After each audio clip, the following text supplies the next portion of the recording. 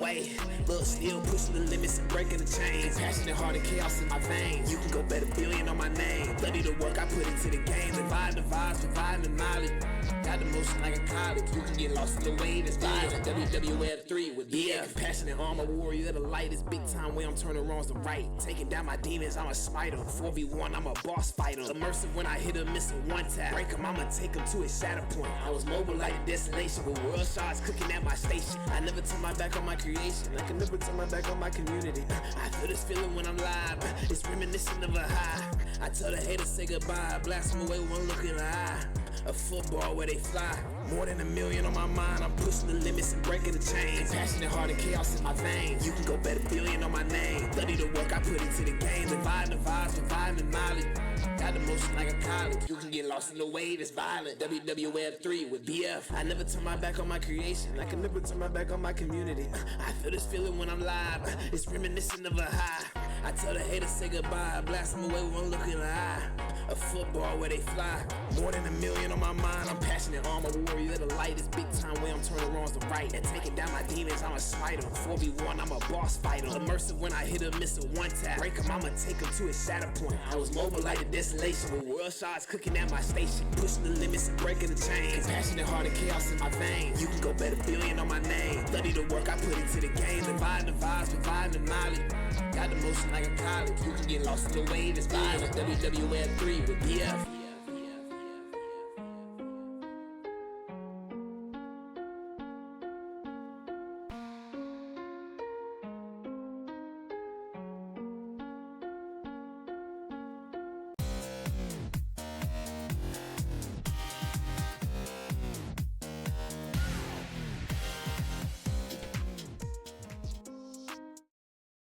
Doesn't count on golf days.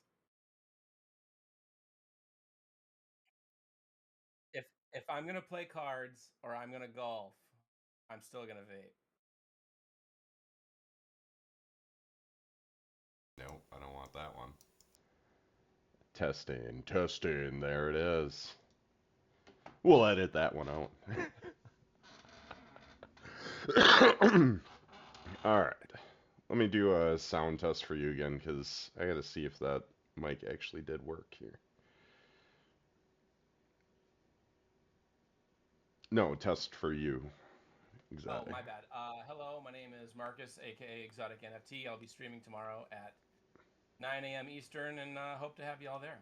Yeah, still coming in a little quiet for some reason on these metrics, Here, but we'll I'll be get good a to little go. closer, even closer. I'm gonna make love to the mic. Well, maybe I'll just turn myself, like I'm not even close to the yellow, but I'll turn myself down so people just have to turn up the sound to get us going. All right. For what? Turn down for what? All right. A milli. Aren't we supposed to have the Millie song as the intro theme? No? Yeah, but I decided to work with Don Father and have him write me a copyright-free song just for There me. you So go. yeah, That's a great first thing to mention in the podcast. We're gonna have a new song for the Billy's Goats. we do. But I don't know. I guess I'm a little embarrassed on camera that you haven't watched any of our podcasts that have been out. I will tell you right now that I have not done anything outside of take care of me and my family for like the last 2.5 weeks. I have been ultra focused on staying away from electronics. I am now off of all social media. I don't know if it's gonna be just a break because I still have my Twitter. It's just not downloaded on my phone. Mm-hmm. But like, I am like, you know how the analogy is like you're a glass and you can only pour so much in it. Like my shit was overflowing for too long, and I just needed to take a couple steps back. Mm-hmm. But yeah, my social media presence has as of right this moment is zero. Got it. Yeah, so every intro video that we play to start our podcast has our song playing, and it plays Oh over. yeah, so I have it muted that way it doesn't come over the mic. Gotcha, gotcha. But yes, if you did miss the intro music, just go back and restart this video because a I lot of will these do people that. that probably are seeing this right now, you are beyond the intro video because we are now in the podcast portion of our little shindig that we do weekly here. So last week we had Jay Meyer on. Uh, so kind of a similar thing that we're dealing with. He's recovering. He was recovering from a surgery last week. I was recovering from a cold that apparently is just, I don't know, gonna go on forever. So I may sound a little hoarse myself. You, Yeah. sir, are not as red as I thought you'd be coming back over the border. Actually, I got more sun golfing with my dad today than I did all week in Cancun because I made it a point. Like, look, I'm over 40 fucking years old now. I'm an adult and I can put sunscreen on. So I lathered up with sunscreen pretty good every day. Hey, we got a raid in. Let's go. Oh snap! You got to see these little pop-ups when these raids happen or when people hit the follow button. You'd see a Yeah, bunch they're of like on the bottom right. They're like hiding on the moon with like fencing. That's hilarious. dancing around on there. Oh I my love it. goodness. Welcome in custom. Valkyria in the house. Hey Val, much love. Hope you're doing good. Mm-hmm. Thank you Raiders. Thank you Custom. Appreciate you all being here. Yeah. The only thing you've missed is me saying that I've basically taken myself off all social media, and I still haven't heard the intro video or the intro song to this podcast, which I will fix as soon as we conclude tonight. You know, why don't we just go ahead and do that right now? We're gonna do the intro video and then we're gonna do a giveaway right after the intro video. How about we Okay, I'm gonna start the mute podcast? Discord so I can listen to it without fear of it bleeding over. All right, I'm gonna do a countdown for 10 seconds. That should be plenty of time. So in 10 seconds, I'm gonna be switching over to our intro video, and then we'll do a giveaway right away after the intro video. So 10, 9, 8, 7, 6, 5, 4, 3, 2, and go.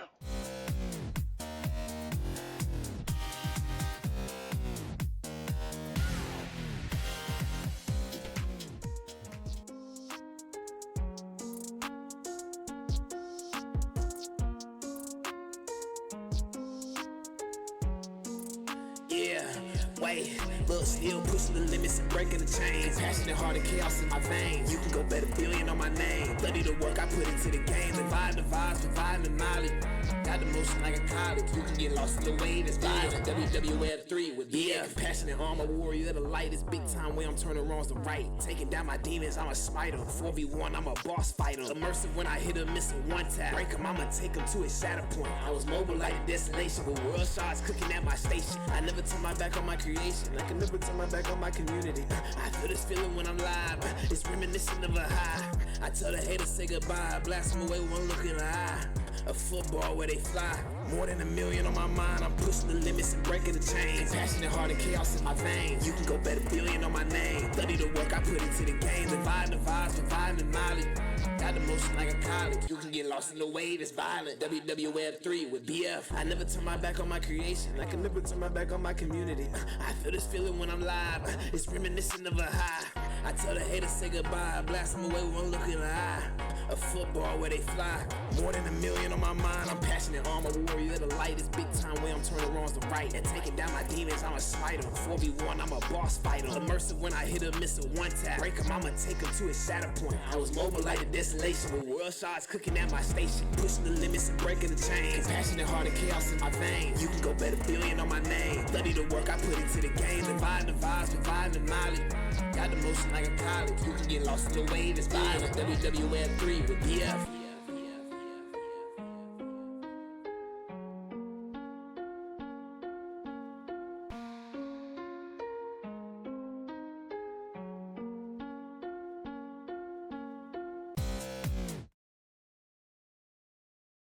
All right. I got to figure out a better segue on that thing, but Bro, it's fire. That song is fire. wasn't that cool? Yeah. So Pac said, you know what? I can already hear some things that I want to get refined on there. I want to drop some bars on there as well. So he and Downfather are going to be working on that. So we will We're gonna have be an perfecting updated already version. an already great song. That's awesome. So yeah, the story behind that though is so late nights there's really two people that I love to just lurk in their streams. One, the music's always bumping and I love good music that draws me into streamers because a lot of the times I'm multitasking, right? So I'm working either on stuff for the fam, or I'm doing stuff for my career, or I'm doing stuff to help my wife, or whatever the case. Maybe I'm grinding the games. There's so many things that you can multitask and do while having multiple monitors, and then just having good music, good vibes, good stories, things like that. Those draw me in. So Donfather is one of the streamers that when he goes live, I mean, a lot of the times he's like making music, like just putting together all the beats, and then you can hear his sort of approach to putting together these different rhythms and rhymes, and trying to follow these beats, and then he'll just go back and refine, then he'll go forward, and then he'll go back and refine. I'm like, one of these songs that I was listening to, I'm like, dude, this song is going to be ridiculous. I just fell in love with the beat, and that's the song that you were hearing. And he's like, well, why don't we work out a deal? I'll hook you up. I'll write a song for you. Just throw out some things that you want to include in there. So I put together a little summary of like keywords, things that were important to me, meaningful to me, stuff about the Web3 gaming that we do, a lot of the chaos that's in my life, and a lot of, just pushing through and overcoming challenges. And he's like, I got you, fam. And that's how it turned out. So, yeah, Making music, not that I'm great at it, is actually really fun. You yes, met my cousin Derek in Minnesota. yep, And when I first got out of the army, we actually made some tunes together. He's the mastermind. I would just give him some little ideas, and then when you give someone that talented a couple of ideas, and then you just take a step back and just watch what they do with the idea hmm and how they can make it into actual, like you said, rhythm or music or rhyming or however you like. We did like techno stuff, so it was like all beatboxing and background chords hmm and stuff. But man, I'll tell you what. Sometimes I just get on a stream and I'll just turn on my album shuffle of all the music Derek has ever made, and it's so fun because it's all non-copyright. I ain't gonna get hit on it on Twitch or YouTube or wherever I'm at. But yeah, like I kind of when you're describing how his streams go, I've witnessed it, and when you're a talented individual like Don Father or like my cousin Derek, like it's awesome to watch. yeah, It really is. oh, for sure. So let's go ahead and do a quick giveaway. I've fallen in love with marbles, so marbles Marbles is is great when it works. I just can't get it to work. it's gonna be the game that we're playing here. So let's go ahead and find a map. We're gonna look at elimination percentage pretty low, and we want to go quick because we want to get this conversation going. I don't want it to be at 0 though, so we're gonna go down to at least 20% elimination if I can get there. We were chatting with Custom and Jay Meyer on a couple of different things that were marbles related, and people that create these maps and do these challenges to get these coins to unlock more opportunities to customize it for your streams. And it was really cool. I don't know if I'm at that point yet, but let's see. Abyss Adventure, 19%. Average time is just under 2 minutes. That seems like a good one. Let's go ahead and hit play.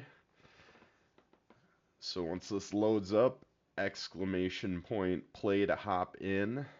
This will be a $5 USDC giveaway to start.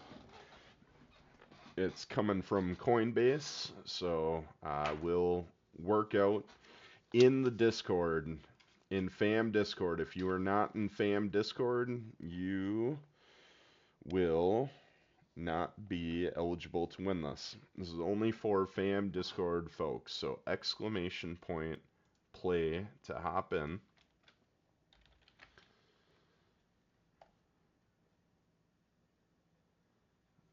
Alright, so I got that up.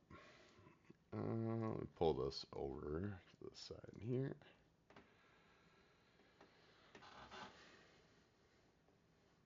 People not showing up here yet? Oh, I'm on the far edge, that's why. Valkyria is on the far edge. What the hell is this shenanigans?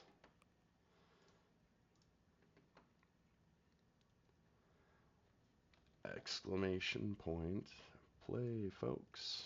Get in there.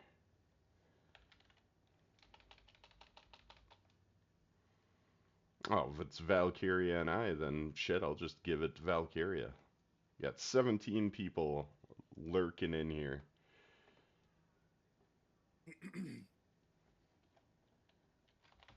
Yes, on World Shards grind for sure. Yeah, with the new event that's happening right now, with World Shards having a merge artifact event again, um, yeah, if you play the game, you should absolutely be grinding to merge artifacts, get them up as high as possible. I mean, these are amazing early opportunities that people months from now, a year from now, are all going, why didn't we have these chances? When I started playing, yeah, these are the times that you absolutely want to go in and take advantage of. It's just me, you, and Val. Oh, we got other people that are attempting to follow, but I'm wondering if I have to turn off my chat settings.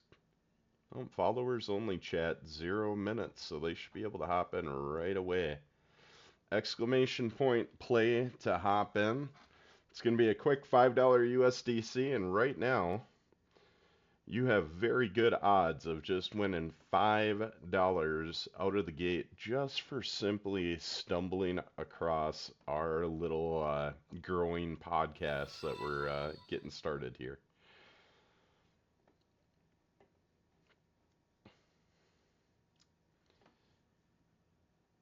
All right. Yeah, because the follows are coming through. Yep. So what we're gonna do while we're waiting here, we'll give it till uh, the 7:25, so about 4 minutes from now. So you and I will just keep chatting here until that pops up. One of the limitations, I need to get a third screen. If I get a third screen all set up here, because right now I got all my screens set up for different things, work, and then I've got two other personal PCs where I got screens set up, but I got to get this main PC set up with three screens. That's going to be the most fluent way back and forth because I don't know, these stream labs and the way that the camera dependencies work on that back end are just a little finicky. If they're not perfect, then it'll Yeah. just not work. I was trying to get the ability to like fix the focusing and stuff on my webcams, and I couldn't figure out how to do that outside of OBS. So I started Googling and researching, found out that I'm on Windows 10 and not Windows 11. Hmm. And my computer completely does not want to update to Windows 11, so I don't know what to do. Yeah. All right, we're up to 5 people. So again, your chances are 20% to win a $5 USDC. So we're getting up there. Getting up there. We got 2 more minutes. I don't care how many people. If it was just Valkyria and I, we're gonna do it just 2 people, regardless of how many. We're giving away $5 to start, and that's just how it's gonna be. Call it the early bird special. We usually get quite a bit more participation later on into the stream. I But used to do that all the time with my streams. I'd do an early bird shout out and then do a giveaway for the early birds that were there super early in the stream. I remember that, man. I always, whenever I saw you go live, I'm like, oh, I gotta get in there right away. I need my cards. Give me my cards. Those are fun. I mean, I'm not saying that in like too much of a past tense because you still stream. You're taking a little hiatus right now, but I mean, you still stream. You're very active on your streams. You're very generous with your community.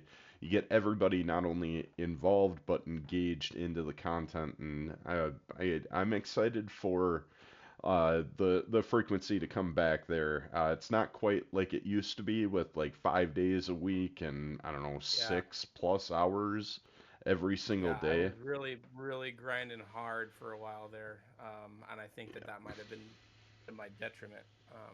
I wouldn't use the burnout phrase, but I definitely, there's a balance to hold when you're streaming that often for your own mental bearing, and Mm-hmm.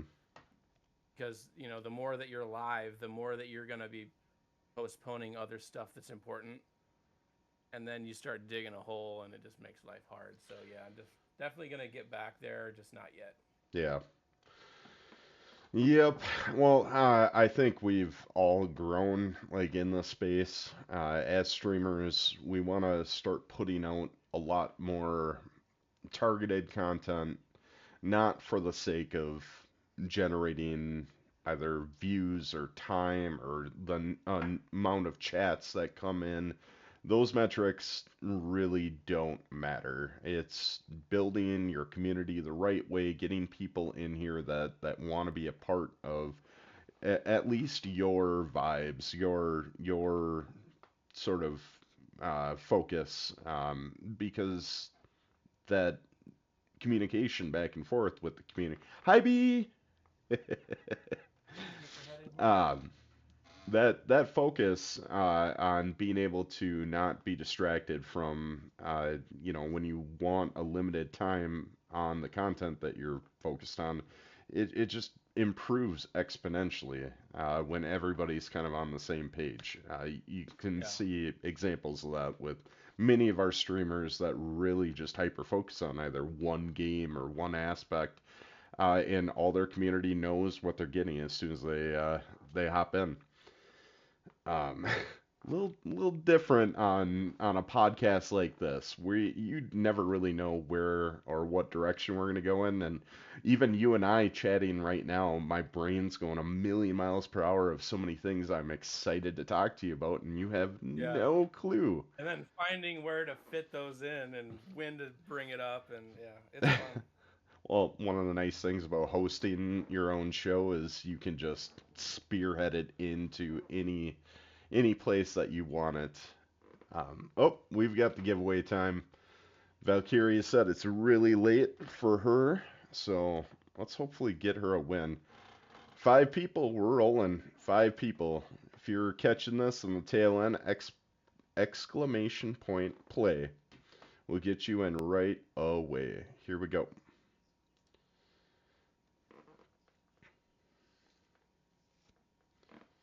I think getting the dog really ramped up the need for taking a step back too, because she's been sick almost the whole time since I've gotten her. So she's, taking a lot of attention to get her to where she needs to be health wise. And she follows me everywhere I go, so I'm obviously doing a good job. Where is this thing going to take people? That is a great question, but it looks like I'm in the hole first. Oh Oh, my never goodness. mind. Go down. Like you're just kind of warping around from one place to the next.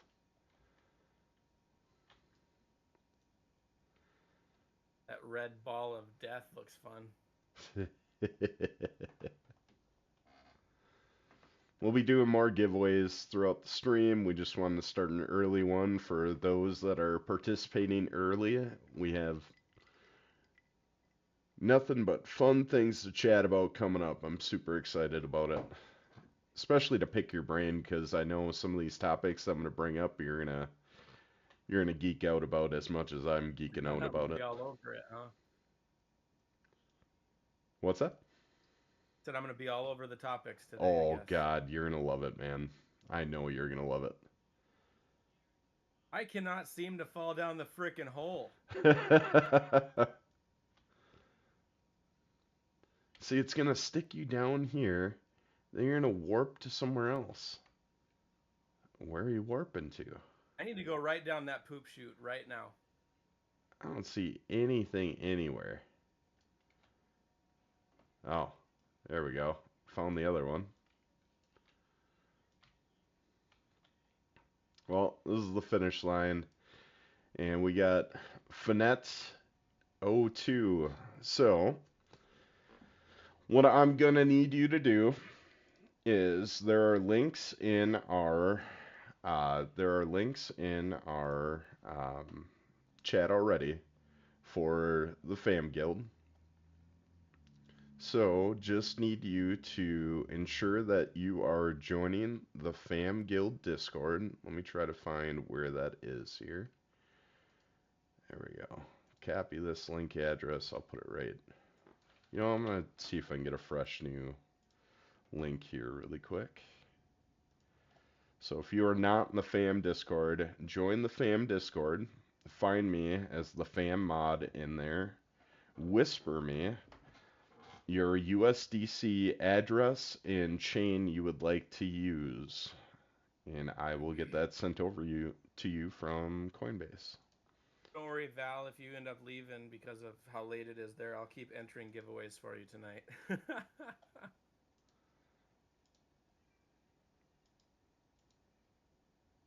Can't let Billion win his own giveaways. Oh, come on now. There we go. Edit, no limit, generate link, copy. There we go. Largo, what's up, Largo? Welcome in, buddy. I can't read corn actor in your bios, guys. All right. I'm just a fluffer. All right, let's we did the giveaway. You talked about how you're more red from golfing today than you were from your trip to Cancun. What were some of the highlights from your Cancun trip? Oh, the food, definitely the highlight. We went to an Italian restaurant, a steakhouse, a French restaurant, like bar food style restaurants. The French restaurant was earth-shattering. It was mind-blowing and amazing. I had snails, which is not something I normally would eat. I ordered snails because the waiter was adamant that I try them, and they were fucking great. I almost ordered a second plate of them. Of snails? Yeah, super good. Like super flavorful. If you like sushi or you like lobster, crab, that kind of stuff, you'd like snails. Would you Had though? a French onion soup. French onion soup was fucking baller. Always. And then I had like a stuffed chicken and then creme brulee for dessert. It was just such a good meal and experience. But the meals are the number one. The number two, I actually played a lot of volleyball, which was fun. I did volleyball on the beach. I did volleyball in the pool. I still got it, if you know what I mean. I still got it. But I think the number one's the food. Number two, the weather was great until our very last day, but it was our travel day, so it didn't really matter. So the weather was great. The drinks were constantly flowing. You know, it was an all-inclusive, so we didn't have to like buy anything. So yeah, food and drink and the weather. The pool was really chill. We were on like an adult section, so like it was super quiet. There was a day where they did bingo, and I won both bingo games and won my wife a free hat, which was fun. But yeah, other than just being, you know, I read my book a lot. It was a lot of relax and lounge Mm-hmm. and drink your face off. So yeah, it was a good time. I do want to go back to bingo, but let's start with the snails part, right? I've heard this argument before. You love sushi, you'll love snails. Somebody said that about eel recently to me. They're like, ah, you'll love it, man. Just this baked eel. It's got the sauce and stuff on there. Like, ah, love it so much. So I decided to spend my hard-earned cash on some eel, and boy, was that one of the most terrible decisions I've ever It's made. too chewy. It's got a taste, man. When they say it, your fish tastes fishy, well, Yeah, eel tastes very fishy as well. It's yeah. just no I've had bueno. a piece of eel before, and I remember it being very chewy and bland. Yeah, I think I've definitely eaten eel in a sushi roll, smothered in wasabi and Yeah, all the good stuff. all the good stuff. Teriyaki and soy sauce and all that shit. Hmm. Spicy mayo. Yeah, no, you can't taste the eel in that situation. Oh, we gotta go back to Hajime when you come up here. Oh, I Oh, miss yes, it. indeed. Yes, Miss it. indeed. So, okay, speaking of Asian cuisine, I have to bring this up. Okay. Got a new buffet, Chinese buffet near my house, and a Okay. new Korean barbecue place Hmm. somewhat by my house. Both came late last week, brand new, and I've already visited the barbecue once and the buffet twice. This is so good. So good. 13.95, all I can eat. And I always load my first plate up so much that I don't get a second plate, but that first plate is just loaded. But I also have to take this on, all right? I did some deep thinking, and you know what it requires to do deep thinking really late at night and you can't sleep? Yeah, Certain but you things you said do. you gave that up, so. Yeah, sure. Okay. And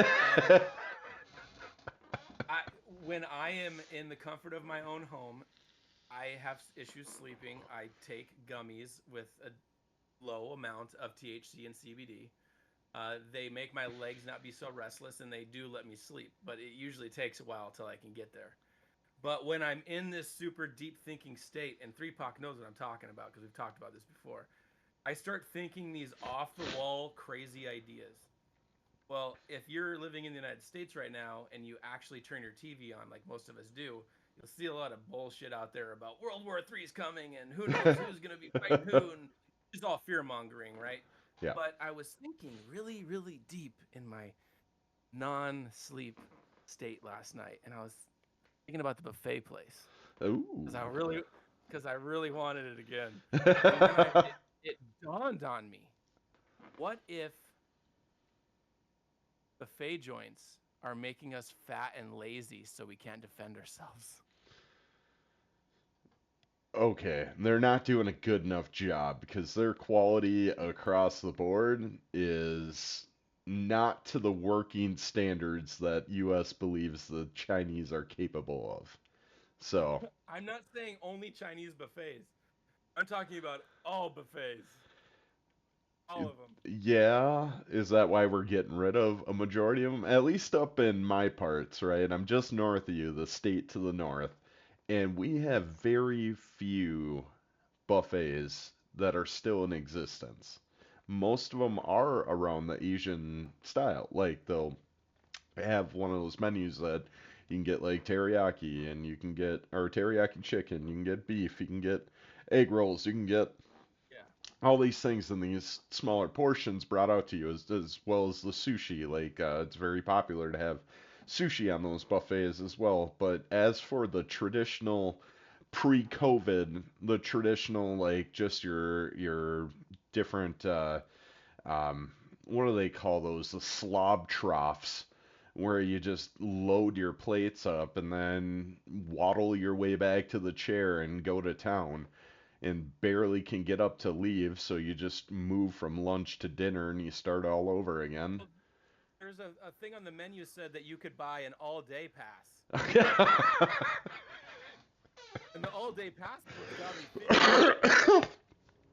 Oh So man. I'll make one last point. I know that this isn't true, but sometimes ideas that aren't true are still fun to talk about. Okay. Hmm. But here's my last point. When I was stationed in Alaska in Fairbanks, it was a place called Wainwright, Fort Wainwright. And when you leave Fort Wainwright's main gate and you get to the first intersection light, the very first building is a Chinese buffet. The very first thing you see when you leave post. Ooh. So at lunchtime, all the soldiers are getting in everybody's vehicles, and we all go to the buffet place, and we fill it with a bunch of freaking infantry dudes, and we're all in there just stuffing our faces, and then we want to go into a food coma. How much training are we gonna do after that buffet? Not much. Oh yeah, yeah. You'll be training yourself in discipline not to vomit everywhere with all your other obligations you have in the day. Well, the buffet makes you really want that second plate, so you can, your brain wants that money's worth. Hmm. But I always make my first plate so loaded that I don't ever get a second plate. It's like this won't be here. There won't be fresh stuff when I get back. I better grab that third chicken wing. Well, just Oh, last night before my gummy, before bed, I was talking to my wife about the place because we really enjoy it. It's very good, high quality. I mean, I just hope that they can keep that quality going, the hmm. cleanliness and everything, because sometimes businesses will fall downhill because it doesn't stay clean. Um, but uh, I was talking to her about the buffet place, and I feel that if they're able to make money on $14 lunch, like in this economy, I, how do they even do that? $14, 13.95, and then you're gonna let someone eat for 3 hours if they want to stay there for 3 hours. How do you make money on that? It's a good question, and you I mean, wonder about the the quality. line every time we've driven by or gone there, the line's out the door. Yeah, well, there you go. They've That figured out how to churn those tables over because I mean, the very first day we went there, we got number 23, and they were on number 2 at the time. So they've already gone over number 100, who knows how many times. And if I'm number 23, it only took 15 minutes from number 2 to 23. hmm. Like they're churning some freaking tables around, so that helps if you got the timing right. Yeah. I don't know. I just feel that like what's scary to me is if it's 13.95, does that mean like you're getting zero nutrients out of this? Probably zero, right? Probably zero. Yeah. But I Yeah. also mentioned to her, I said, you know what I want to do is I want you to take me here after I have a gummy sometime. I think Valkyria was saying that earlier when you were thinking Yeah, about yeah. the She mentioned buffets. that that's the munchies, but like that, I mean, I totally get the munchies. Usually I have like a frozen hot pocket or something at midnight, but like I would love to have a gummy and then go to the buffet an hour later. Hmm. Then I would probably get 3 plates in me. That's uh that's kind of a cheat code when you go out to Vegas, right? That is a good point. You want to See, get your you never money's know what worth. we're going to talk about on the podcast. You don't ever know what we're going to talk about. I just go all in on the phase, all in. I love it. That's why this is so fun for me because not having a script, just coming in here, shooting the shit with one of my best friends, and then a whole bunch of my other friends are here to listen. Like, that's awesome. So I Yep. got to golf all day, and then I come home, take a shower, and get into this. Like, I think I'm living the fucking dream. Yeah, it doesn't get much better than that, right? And like I said, there's a topic that we're gonna probably get into sooner rather than later because we're gonna need the rest of the time on this chat Oh, to it's a vet it. heavy, it's a heavy one. Oh, it's so good though. It's so good. Yeah. But Now you have me at the edge of the chair. well, let's go back to this Cancun trip, right? Okay. So you played bingo because you're over 40, and that's what people over 40 do. If you didn't know, people that are listening in, when you're over 40, you start playing bingo. If it's not for If you're in a pool and you've got drinks coming at you, and then they hand you a bingo card to play. yes, yes. The next step is you're going to be hitting the bar circuit bingo so you can get your wife a Yeah, brand I'm new gonna have my purse. little bingo dabbers. You're going to have the basket that you're going to be walking in just Yeah, I'm gonna have perfect. everything ready to go. I'm ready, dude. You'll need Yeah, one of so those there all were day there were two. passes there too. Yeah, there were two games of bingo on this day that I played. First one was you had to make an X, and then the second one was you had to do all the numbers on the outside, so you had to make one big square. The first round, I had a terrible start. I didn't mark a number off for like probably 8, 9, 10 numbers, so I'm like, well, I ain't winning this one. Somehow came back and won, and then played another round, and that one I just like it was almost like he could see my card and he was just calling my numbers out. It's just boom, boom, boom, and I'm like, of course, there's not going to be a damn prize or anything. Luckily, I at least got a hat out of the deal. But 2 nights later was casino night, and Hmm. I don't play casino nights with fake money because it just doesn't seem fun to me. But I gave my money, my fake money that they handed out to my brother-in-law. He ended up having more money than everyone else there, and he got a free bottle of tequila. Oh, And he lives 2 blocks from me, so best believe I'm gonna get my share out of that too. Return on my investment, sir, please and thank Exactly. you. Exactly. Yeah, we saw a thing that said casino night, and it was on the day in the middle of our vacation, and I was really excited because I mean, when we went on our cruise last year, I did two poker tournaments and I won them both, and that was like $400. So like, I like to gamble. I mean, I gamble on sports. I like to go to casinos. I drove by one today, and I'm like, God damn it, I really want to stop there, but I didn't. But I do love casinos, but I don't want to play for fakesies. You know, it's not interesting to me. No. No, when there's nothing on the line, absolutely Yeah, because it's if I do really good, then I'm gonna be like, well, why can't I do this every time at the casino? I'm right. gonna say that in my head, and then if I do really bad, I'm gonna be like, that's why I don't. That's why I don't like going every day. 'Cause I suck. But it's all luck.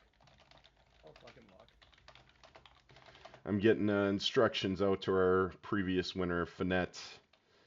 Reached out to me in chat or on Whisper. Join in on the Discord. Send me a DM, and I will get your USDC address. There we go. Yeah, Here, if people you like that Chinese food, I hear there's a good buffet over here if you want to come visit. the buffet that I like up here is it's a Korean buffet, and Hmm. they've got two sides. They got an all-you-can-eat side, and then they've got the open grills Right. that you can cook, your own food in front, but you can't like mix and match. Can't have people having the buffet on one side. So you got to make a decision. Am I gonna cook the food right in front? It's this giant feast. It's not cheap by any means, but talk about quality. The Korean food quality at this place is, mm, it's so good. There's Okay, another so this place. probably Oh, this probably isn't on your docket, but you mentioned price, so I had to bring this up. I watch a show with my wife called 90 Day Fiance. I don't know if you've ever heard of it. Essentially, you'll have someone from America and someone from Iran or China or wherever, and they met online, and then they're gonna get a visa to spend 90 days with each other and then hope to get married, right? So that's hmm the whole premise of the show. So there's a guy from America, and he met a girl from Uganda, and she got a visa to come spend 90 days here in America. They went grocery shopping, and they were looking at food to get, and she saw okra or something. I think it was okra. She saw okra, and she goes, "I want to, I want this because I want to make okra for you sometime." Everyone in these other countries are gonna have way different palates than us. So she sees okra and she's like, "I want okra." So she goes to grab it and she sees that it's $3.99, and she's like, and it's and shrink wrapped, and there's probably I don't know 8 things of okra in it, and she says this would be cents in Uganda, like literally cents, not Uganda money, like American money in pocket change. hmm And she's basically saying like how do people in America even survive if okra is $4 when I can get it for 50 cents in Uganda? And it really kind of opened my mind and realized like we only know what we're shown, the content that we devour, whether it's a movie, TV show, news, hearing from other people that travel abroad. Like if you really think about it, we don't really know a lot as far as the world goes. Only hmm what they tell us, and probably 80% of the shit that they tell us is false anyways. So it was kind of weird seeing that just something that's $4 in our grocery store is literally less than $1 in Uganda. And if you were to ask me what the price in Uganda would be before knowing that information, I would have guessed that it was more expensive in Uganda. But it's the opposite. And then I looked into this with my wife, and it's actually cheaper right now for your entire family, whether it's food, shelter, whatever. It's cheaper to live in Uganda right now than in America. And that's just kind of crazy to think about. And in Well, fam, we've said it time and time again, we have people from all over the world, hmm and we all have our own struggles. Don't get me wrong, we are all struggling in some way, shape, or form. But it's kind of sad to see what we are paying in the grocery stores right now. It's well, depressing. there's a few things to unpack there, which I don't know if we want to spend our time unpacking it. But Just first of scratch all, the surface. if we look at the cost of living compared to what our net worth is in America's perception versus a global ranking. Like, we talk about the 1% from an American perspective. The 1% are these like uber ultra millionaire billionaire types. In reality, the 1% actually contains a lot more Americans from a global perspective than the rest of the world's economy. Because I believe to be in that top 1%, you have to make around I'll be fact checked on this. Somebody can maybe fact check it while we're chatting here. But I believe it's around maybe $30,000-$40,000 a year. If you make above that, you're technically in the top 1% in the world for net worth. Whoa, It's that is a mind blowing. it's a lot it's a lot about context. So in that context, we have a higher cost of living in the US because we have a much bigger economy in the US. That's why when people travel to these other countries and they look at getting like an Airbnb and they're like, "Well, what's your budget?" And you say, "Well, this is kind of a once in a lifetime trip for us to go to,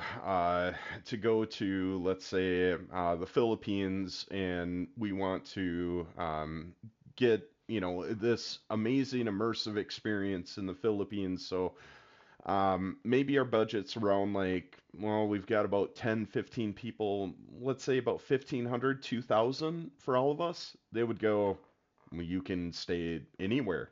You have opportunities to rent out giant mansions and all this like pools on site, and we'll send people to work on your location and serve you food and do your laundry and clean up after you and everything if that's what your budget is." Because for us, like 1,500, 2,000 gets you this little, ramshack, rinky dinky, maybe 2, 3 bedroom place for a couple of days at like Florida or, one of these higher destination places in the US. But outside the US, it's like you're basically just carrying gold in your pocket if you have US dollars in Yeah. comparison.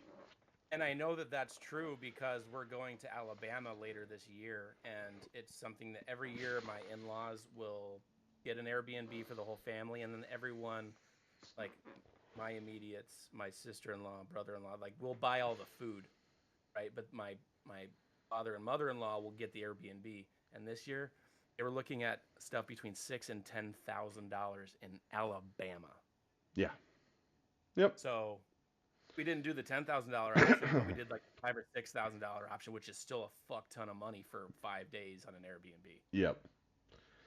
Yep. Then you take that money into Belarus or some shit, and you really could have workers come to your house and keep up everything, take care of the pool, the hot tub, Mm-hmm. bring the food over, cook it for you. Like the world really is our oyster when you look at it that way. Correct. Correct. Now, you go to other competing economies. You go over to like a European place that's pretty well established, has a decent economy. Those prices are going to be higher. It's going to cost more in that transition from US dollar. But when you're talking about smaller countries, which again, it's a huge world out there. So we're talking a small percentage of more of those hyper focus places that people talk about, like England, France, Germany, Ireland, well, that's four places out of the hundreds of countries that are out there. That's a small percentage, and not every place is thriving even around there. U.S. really has a very strong economy, and that's why the cost of living, the cost of everything is just, so much more than you would see around other not as well established countries. So I'm going to use this opportunity to segue because we're talking about countries, and there is a recent YouTuber that I discovered when I was looking at opportunities for my son and I to work on projects and just looking for some inspiration out there. We do heavily use ChatGPT in a lot of our discovery sessions, but decided I wanted to look at, something that we could visually see, not just read verbally and try to use our imaginations. And this YouTuber that was originally from Canada ended up moving to a jungle in South Korea, kept his channel going, was super successful in Canada, but moved to Korea. Again, smaller economy, and the amount of money he is still making from doing his content, I mean, he's blown up his worth. But for good reason. The content that he develops was originally around building ant colonies and building these cool I little. would watch the fuck out of that. I would totally watch that. Yeah, just wait until I get to the best part here. So, he originally built his content stream around ant colonies and understanding different types of ants and how they interact with each other and how they fight each other, but how some coexist. Well, he moved that into building vivariums, self-sustaining, big giant ecosystems in 1,000-gallon tanks. Talk about numbers you can't really perceive. 1,000-gallon tank is huge. And what he originally started with is these different biomes. His You think first that biome, size? yep, that's why I said I know you're going to get into this because you have aquariums set up. You love, your different animals and Yep. yeah, I was big into fish aquariums, so I was talking to my son, how can we repurpose our existing aquarium, our 30-gallon tank, how can we repurpose it to be something to maybe study different insects? Or wouldn't it be cool to build like an ecosystem that we have minimal involvement, and it just kind of develops itself, and then we can watch it grow? And I was like, what would that take? So that kind of started us down this rabbit hole, and I stumbled upon this YouTuber, and he was building these giant, and he's got 4 seasons so far, and he started with one tank, and people will be able to find him. I'm not going to shout him out right on here now, but people will be able to find him when they type in this word. But he called his first space a Pantdorium, or Pantdoria. So Pantdora, kind of like Pandora from, I don't know, what is Okay. that, Avatar. Yeah.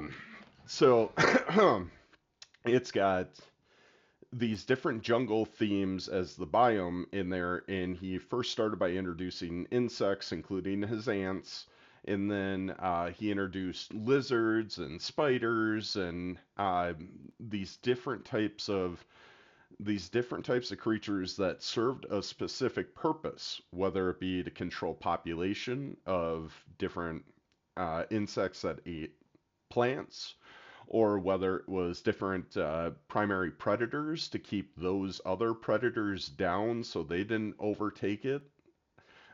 So he is doing all this studying and explaining about these different creatures and how they survive in these different habitats and these ecosystems and what they rely on, and so it's super educational for kids, but it's also super interesting for people that are enthusiasts for building like aquariums and self-sustaining ecosystems. And I'm like, man, I've always wanted to do something like that. I don't want to move to South Korea to be able to afford it, but I really, really do want to potentially investigate building a place that could be this giant ecosystem, and I would just love to live stream and share not only the build, but when it's up and running. And what I thought is super smart is he has this community vote on how to navigate through their seasons or stories do they want to introduce like a disaster in there, and how do these creatures come back from it? Yeah, Or introducing an invasive species and seeing how they adapt and you're fucking me up, man. how I want to quickly do this like so it can bad, shake bro. things up. Do this so bad. Sounds fun. I've been one of those kids that always wanted a fucking ant farm, but I never got one. And now that you're talking about this, it's just making, because I used to be that kid that would catch a bunch of ants, put them in a small like container, and then put a grasshopper in there and see what happens, and how long the grasshopper can fight off the freaking ants. The grasshopper never wins. Hmm. Spoiler alert. But yeah, dude, like you explaining this to me, not only do I A want to watch all these videos, but B I want to fucking copy it. Yeah, so exactly. I want to mimic this in a sense, and he's got three total ecosystems that he's built, three different biomes. One's like a forest, one's more of like a mountain dry land, and one's a wetlands. Where his latest season, he's introduced like schools of fish and stuff, and introduced a Wow. puffer fish in there to eat like a snail invasive species that's coming in. And man, it's so entertaining. It's so fun. I sent you the name in a DM. Okay. So, and told you to check out the playlist for the Dude, I'm seasons. totally I'm going. One of my biggest issues is like when I want to do something, I just like I go all in. Like when I knew I wanted to fucking fly airplanes on stream, I bought a freaking joystick and throttle, and I was looking at getting a new chair, and I bought that cool cyberpunk mask, and I'm like, I'm totally streaming airplanes all day, every day, and then the game was just too fucking hard, and I couldn't do it. It's like, god damn, like, dude, if you want to fly an F-16, play Ace Combat Fighters. Don't play DCS on Steam because that shit is so in depth. It takes you like 45 minutes to start your F-16 to where it can fly because like you have to go through a 90 thing checklist of gadgets and gizmos you got to flip and push and get like you got to zero in your radar and all this shit. So I'm just like, yeah, I can't. Like, I want to do this, can do this, but I would have to put so many hours every day until I could get proficient to where I'd be watchable. Because the first 3 or 4 months of streaming that game, if I was to have done it, I think it would just be watching me fail time after time of even starting a fucking airplane. But with Ace Combat Fighter, you just turn the game on and you can fly. Yeah. Simple. But when you do a flight simulator like DCS, good fucking luck. One of the first searches I did after coming across this channel and learning Mm-hmm. about the ecosystems and learning what my next new copied passion is going to be. Um, I went immediately to virtual reality and wanted to see, is there any programs out there that are almost hyper realistic that you can build these ecosystems in? Almost like a Minecraft or a Roblox or something where you can just kind of Yeah. plug and it kind of snaps into place and kind of makes sense for where plants are going to grow. What type of, what type of design do you want? And they would just, I don't know, use AI or programs to do all the calculations to, how much sediment is that gonna develop, into the water if you have that Yeah, type there's of. totally got to be a game that's for this, right? I'm hoping, right? Did you ever hear of the game Ants when we were kids? I've heard of Ants. it. Yeah. So essentially, you choose black or red colony, and then you're either a black or a red ant, and you're randomly placed in a AI generated map, and then you have to find like the enemy ant holes, and then you got to bring food to the queen and all kinds of stuff like that.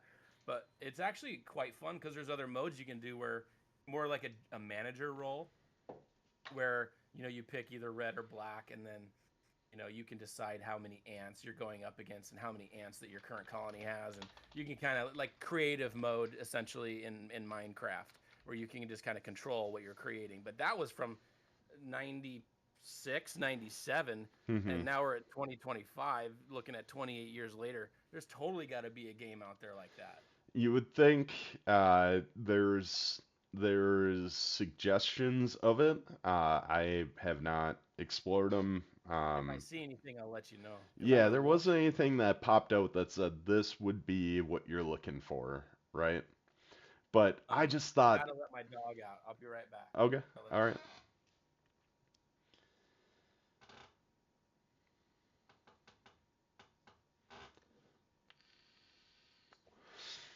Such a cute puppy dog. Yeah, so if you are just coming in here, we're kind of chatting about a streamer we stumbled upon, or that I stumbled upon that I'm sharing with him. And we're talking about how technology is potentially a way that we can be a part of something so cool without having to incur the costs associated. Because to put like 1,000 gallon tank of anything in a house, just the foundations that you would need are a very risky price if you're more of like an admirer than an actual Yeah, I think starting enthusiast. small is probably the call to do. Start small, see if you You really know, enjoy it as much as you think you will. Start with a small ecosystem, small amount of creatures inside, and just see what happens. You fall in love with it, get bigger, get bigger, get bigger. but can you imagine putting on a VR headset and you're like, you know what? I don't care how long this takes. I want to do something that's bigger. Instead of 1,000 gallon, why don't we build like an ecosystem in like a 3,000 gallon tank? So you have more depth. You already are going to Or have the width for it. Now let's get the depth and add some extra things in there. Um, and you can go in and start curating, designing the floor level. Is it going to have water? Is it not going to have water?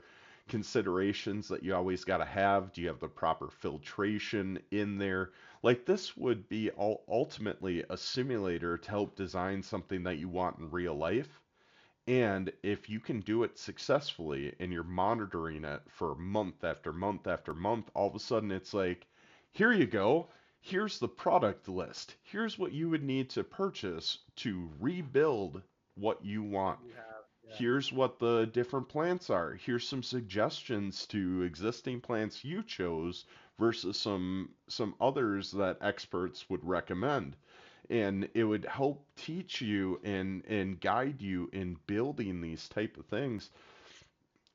I don't know. Call me crazy, but seems like there's a market there for no matter what size. Maybe a kid wants a fish tank and their parents are like, I don't think you can take care of a fish tank. But you put on this VR headset for the next month or two and we'll check it out to see if those fish are alive at the end of it. And if yeah, they are, we'll grab that list and those fish that you wanted and we will invest in it because you've proven that you are at least capable of being responsible to follow through and do what you need to do. And if you're like, well, not always at home, can't put on the VR headset, well, you're not always at home and you can't always feed the fish then, can you? You know? yeah. Like it would be there's so many different use cases that you could see for wanting an iguana, wanting this, wanting that. It's like, Well, well, hmm, Farming Simulator is pretty crazy and in depth. I don't know if you've ever seen it or played Farming I Simulator. My have, son loves yeah. Farming Simulator. It would be so easy for how in depth Farming Simulator is to like just turn your backyard into a VR, like not your physical backyard. I mean like a fake backyard, kind of like Honey I Shrunk the Kids when they get shrunk and they're living in the backyard and it takes them 3 days to get from the Mm-hmm. fence to the back door.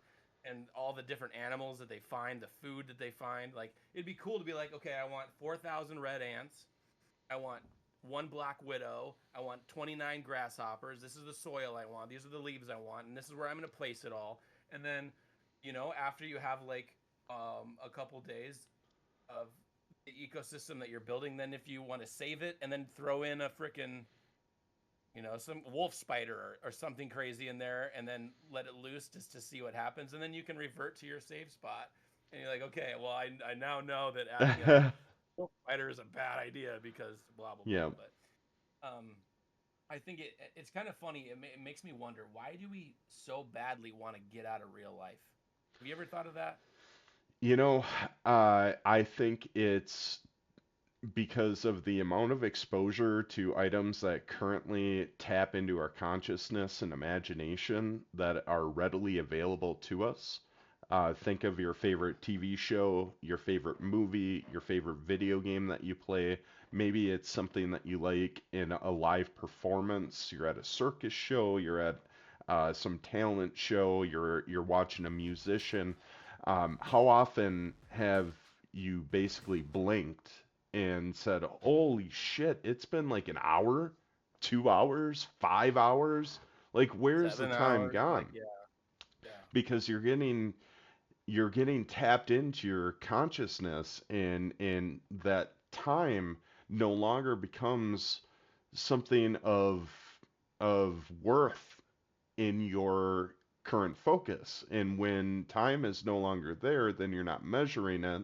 Then you're allowing just creativity in your synapses to flash and flare, consistently building those new either moments, or releasing those endorphins of excitement or joy, or maybe you're listening to a beautiful piece and it's stirring up memories, and then you feel this like longing, and whatever can get those emotions going. Those are things that we are actively seeking because we are genuinely curious creatures.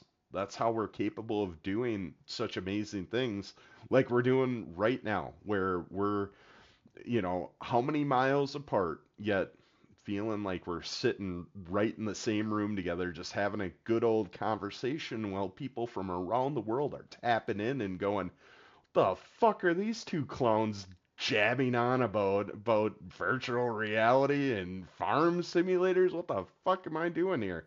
It's like, no, you're all sharing a common space from the curiosity of other humans that said, I want to connect and remove time as this obstacle that prevents creativity and imagination to flourish. I'm And kind of doing that and right now with the new WWE game. Like, mm-hmm. I knew I needed something to just unplug. I told you I've been trying to unplug a bit.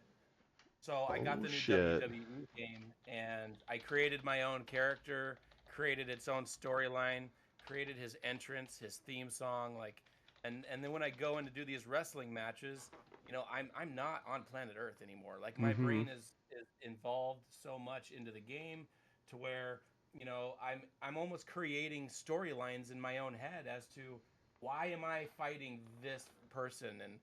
And when I was a kid, I would play sports games like NHL hockey, Wayne Gretzky's Hockey '98 or whatever the fuck, right? Wayne Gretzky's And 3D hockey was so bomb. Go on.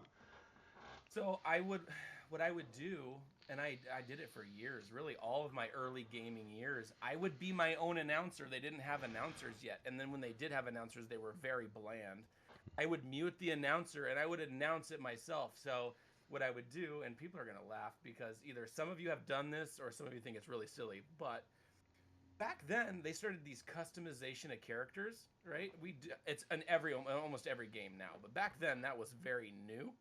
So what I would do is I would pick a team. I'd always pick the Colorado Avalanche because I'm from Colorado, and I would rename Joe Sakic to my name. I'd rename Peter Forsberg to my cousin's name. I'd rename Patrick Waugh to my other cousin's name. My best friends would be on the team. So my whole team, lines 1, 2, 3, and 4, to include the goalies and backup goalie, would all be people I know. I would change their likeness a little bit, and I would literally announce the games as an announcer, and the players were my family members. Like, and so I would unplug from reality at a very young age. And you mentioned time, and I wanted to pick off that a little bit. Isn't it crazy how, like, if your mom told you when you were 12 years old to go pull the weeds in the backyard and it took you 2 hours, that 2 hours felt like an eternity. But Mm-hmm. when you went to your buddy's house to play Halo for the first time in a LAN party, and there were 8 of you, and your buddies are playing Halo, and you guys are playing all night long, and you never slept all night because it was a slumber party, that 12 hours of playing Halo felt like 2 hours, and then the 2 hours of doing the weeds, which nobody wants to pull weeds at 10 years old, that would feel like a fucking eternity. So time is so perspective, it's weird. Yeah. Creepy.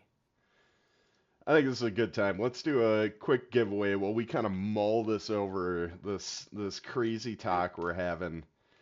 I want to turn this into my first ecosystem. Wouldn't that be sweet, man? I'm Oh my totally God. doing it, bro. I'm doing it tomorrow. Just wait until you see some of these videos. Like even after we get done here, I'll watch a Oh, I'm video. watching them until I fall asleep. I am going Exclamation to point watch. play $5 USDC. We're having a great time here. We want to share the love. Go ahead and hit exclamation point play $5 USDC. The only requirement is being in the Fam Guild Discord. So you can be a follower. That's fine. You can join our Discord. Send me a DM if you win. We'll get that $5 USDC in whichever chain that you would like. That's coming from Coinbase. So exclamation point play. We'll keep chatting here while we're getting entries in. All right, I'll bring this back over. All right, so Sorry, go ahead. nope, go ahead. I was just gonna ask you, when you think back of your childhood and some of your fondest memories, because all of our conscious right now is just our memories and the content we will consume in the future. That's literally what we are. Hmm. We are how we're raised, uh, race, sex, religion, all these things create who we are. When you think back of the things you actually remember, because let's face it, we will never remember 90% of how we grew up. That's just our brains aren't strong enough because we only get like 5% of our brain or whatever they say. But what was like your most favorite thing, your favorite memory, most exciting fun thing you ever did when you were growing up? Like what's So the first thing that just comes to mind? first thing that comes to mind for me is getting with my buddies on our bike, and we would maybe ride our bike 4 or 5 blocks from my house, and there was this stretch of woods that went and wrapped around an area behind this trailer park that was like, I don't know, a few communities over. And in that little wooded area that we would walk through, there'd be streams that you could walk down. And what were amazing about these streams is they always had just these little fish constantly flowing through, like catfish, little minnows, like Yeah. different types of fish. And what we would do is we would go and set up a pool in one of our backyards. Most of the time, it was in my backyard. We'd set up a pool, and then we had originally we learned this after a few trials, and I'm sure you know why. We would grab these fish, put them in buckets, bring them back, and then we would build like little aquarium type things outside in this little pool. And we did that all the time. But we didn't have a water filtration system. So, Yeah, I've done what you're describing and I know where you're going. yep. So after a couple of days, those fish would like Why to does it find their smell way so back. fishy back here? Oh man, it was I think more the mosquitoes and flies that my parents were really putting a kibosh on a lot of it until we could figure out how can we introduce oxygen into this water, because we did start introducing different types of plant stuff, but I had to do this as a young child. I had to also keep in mind that if my little brother wanted to go out and swim, we had to be able to clean that up.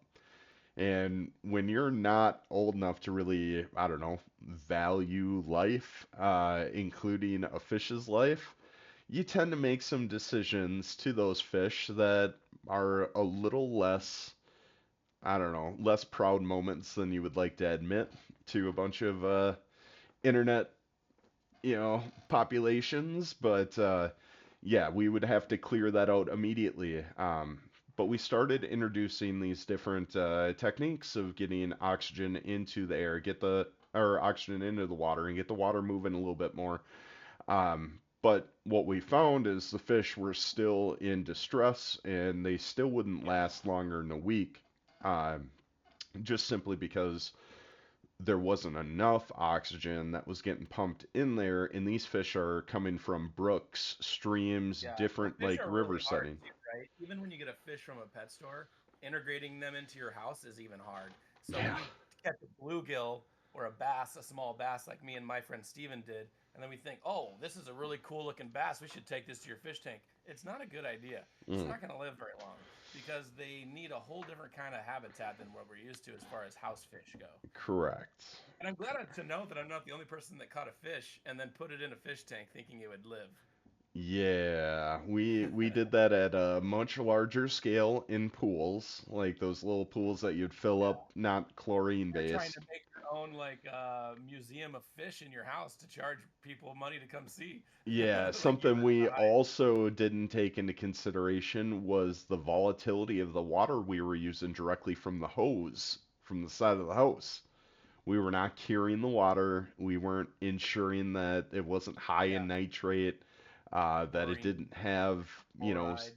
fluoride, didn't have certain chemicals that were in there that were not favorable to the fish. So there were some And learning. now you and I are gonna have our own ecosystems with fucking animals in it. So Dude, yeah, like, okay. In one of the more recent episodes, he introduced a little baby crocodile into, no way. and it is one of the most fun episodes that I had watched in a I long time. cannot wait to watch this, bro. Dude, I'm excited for you. I would like to hear from you tomorrow on what you thought of it. And And pictures of yeah, what I think. definitely am going to be on the search. And if anybody knows of any VR type programs that allow you a sandbox area to create and cultivate an ecosystem in a controlled environment, I would love to do that. That would be a project I would love to do with my son. Even having two rigs set up so we're both in there and we're both building it together and we're both talking about the different creatures and different insects and plants and all the different dependencies that exist out there and trying to put together this environment that's habitable long term in hopefully ultimately self-sustaining because of evaporation and the flowing. What minimal things would we have to provide, such as lighting, UV lighting, introducing potentially a little bit of water moisture at first but not overdoing it because you don't want everything to be like, soaked. If you don't really want like a dry habitat creature trying to all of a sudden adapt to a wetlands because you thought it would be Yeah, cool that to would be have bad. fish in your tank, but that water is going to seep into other soil and make that all wet and damp and won't be as fruitful for certain, I don't know, animals or insects that it depends on eating. So yeah, it's so fun to think about, but we could literally, a lot of us could step outside. It's maybe a bike ride or a car ride or a walk away, and you're in an ecosystem. You're I in gotta read this nature. to you. Eco Builder is a game where you can build your own ecosystem of plants and animals, modeled using the same simulations that researchers use to study real ecosystems. It's called Eco Builder. Well, that doesn't seem very clever of a name, but that's a virtual reality setup. I haven't clicked the actual game yet. I just saw that blurb. Your connection isn't private. Oh no. I think that would be one of my determinants is virtual reality. Oh, this is very childish. This is not a realistic style ecosystem. So never mind. But that blurb got me excited. How many entries do we have in our Givey? We need We only two. got six so far. Nice. I know we've got almost 30 viewers. This is $5 USDC. Get in there, exclamation point play. We'll be starting here in just a second. I'll switch back over to this. If view we get here. 10 people, I'll throw in $5 as well. Oh shit. This could be potentially a $10 USDC giveaway if we can get people Crazy in Zen here. said that laser tag was his highlight, and I'll tell you that in my young teens, laser tag was really, really fun. My answer of the question would be at the really young age, my dad, for whatever reason, had a box of yardsticks. Um, there were probably 100 yards. I don't know why he had 100 yardsticks, but he did. And I was a huge Teenage Mutant Ninja Turtle fan. I kind of still am. There's a bunch of Ninja Turtle stuff behind me, actually. But what I'd do is I would put a yardstick by itself on the floor, and then I would break one in half, and I'd tie a little cord around it to be nunchucks, and I'd get other ones, and I'd break them to be size, and then I'd break the small tip out of two of them to have the swords for Leonardo. And right next to our house, it wasn't a fully developed area yet, so there was a lot of tumbleweeds and tall weeds and short weeds, and I'd go out there like I was a Ninja Turtle, and I'd be cutting these weeds in half with my yardsticks, thinking I was Donatello or Leonardo, Michelangelo. It doesn't matter. That was one of my favorites. But when I was older, I'd have to say that Friday nights doing roller skating rink, that was really, really huge when I was in like 9 to 14 years old. Roller skating rinks was huge. Did you ever do that a lot? Yeah, we had one. It eventually got busted for some unsavory activities that occurred there. It was a trafficking location. They shut Oh, down for a while. They did reopen, never really bounced back, but my nieces actually just had a birthday party there, and unfortunately they didn't get trafficked, so I still have to deal with them. Um, I didn't even realize that places still existed. Let to, alone, I mean, human trafficking. Look, I mean, we're joking about it, but it's a huge problem in our country. yes, yes, very And much it's even so. more of a problem because nobody wants to fucking talk about it. Yeah, well, I play a joke on that. I love my nieces so much. No, That was my first question that I had though when they told me that they were gonna have the birthday party there. I said, "Do you really want to get rid of them that bad? Are they that naughty?" And it wasn't really at the forefront of thoughts, and I'm like, how is this not like there's certain things in our culture that people can't seem to get over, like Confederate statues in the U.S. Gotta tear them down. We can't have this symbolism. We can't have this and that. Or maybe there's a murder that takes place in a home, and it's like, can't keep this unless it's some like big attraction that they turn it into because it's a famous one. But well, I otherwise, was they're just gonna tearing say, it if down. you have And a house with a murder in it, it's probably gonna be worth more money because we have such weird people here. well, maybe that was a bad example, but then you have a location that is, well, at least for our area and our community and the surrounding communities, was very well known for what occurred there and the trafficking that did happen. And then all of a sudden, it's like, give it a couple of years, people just Yeah, we forget don't them, want to talk move about on. No. it. I've listened to podcasts in the past. I'm gonna shout out one of them. Obviously, we got Joe Rogan and Theo Vaughn are up there with my favorites, but there was one called the Y Files, WHY. So the Y Files is on everywhere you can look at podcasts, and but not on Twitch. That's where we're at. But he did an episode about an island, and I'm not talking about Epstein's Island. It's a different one where there was trafficking going on, a lot of bad shit, and they got caught. And it's almost like it was just a hush hush thing. Like they don't want the public to know the Hmm. detail. Like that's how conspiracy theories happen, people. You gotta get like the JFK thing. Like you gotta put all the information out there, otherwise the civilians of the country or of the world, depending on how big of a story it is, are gonna fill in the blanks. So that's when you have, oh, the CIA did it, or the FBI did it, or it was the Hmm. driver, or it was a hired hit from Russia. Like, there's all these things, but like we have the information. It's been a long fucking time, and I think that we should be able to hear about it. We just need one more entry and we're all the way up to 10. One 10 uno people. mas, uno mas. Uno Mas! Exclamation point play. We got almost 35 people in here. We just need 10 to participate. Exclamation point play, and then we get a $10 USDC giveaway. That is going to be fun. We're doing the marbles. I got a map all picked out and ready to rock and roll. How many? What's the percentage of eliminations? Probably low, huh? 20%. Ooh, we get 10. We'll definitely be losing 2. Well, hopefully. It'll be you and me.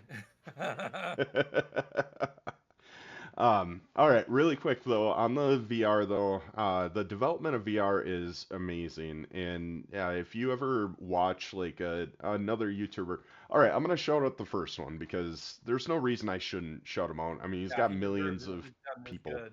Yeah, I mean, he's definitely one that you know, and also, you know, having close ties to Korean because my son's Korean, my wife's Korean. It's kind of cool to have this tie to him. Um, Not, no pun intended. He's not Thai. He's Korean. Uh, so having this tie to him, you know, his name is Ants Canada. He's from Canada. He started by just studying ants and streaming about it and teaching people about ant colonies. Ants Canada. And he started this series, it's seasons, that he has a community that help dictate his story on what to introduce for these different plants and animals. And he has these different biomes that he connects later on in the seasons, but he talks about the different soils that are used. He talks about the concerns about introducing certain types, like where we were talking about water, and how do you keep a self-sustaining water tank, but then also have enough dry soil for creatures that don't particularly like that water, how to keep them active, and then how to keep the balance, the types of predators, the types of prey, the types of unique introductions of animals and plants. How do you keep those, you know, healthy and happy and cohesive amongst each other? And but then he tells stories with it, and I don't know, it's very fun. It's something that my son and I just love watching episodes come on. It seems like they come out with a new episode every week, and that's all they do is just they teach about the world around you through I wish, these I ecosystems. wish, I wish that everyone on our beautiful planet could find something that they're this into that they can also make money in, so none of us ever have to work a day in our life. Because let me just tell you, we're not here for very long, and we're spending more than half of our lives working our asses off to become something. And a lot of us don't even become what we want to become. We end up getting stuck into a job we don't really like doing. So then you're traveling to your job probably 5 times a week, if not more. You're busting your ass. You're spending your free time doing this work thing, and you don't even like it. And I wish that people like with me, I finally found refereeing, and that's like my thing, and I really enjoy actually going and doing my job. But it took me 40 years to find that. It kind of sucks. Yeah.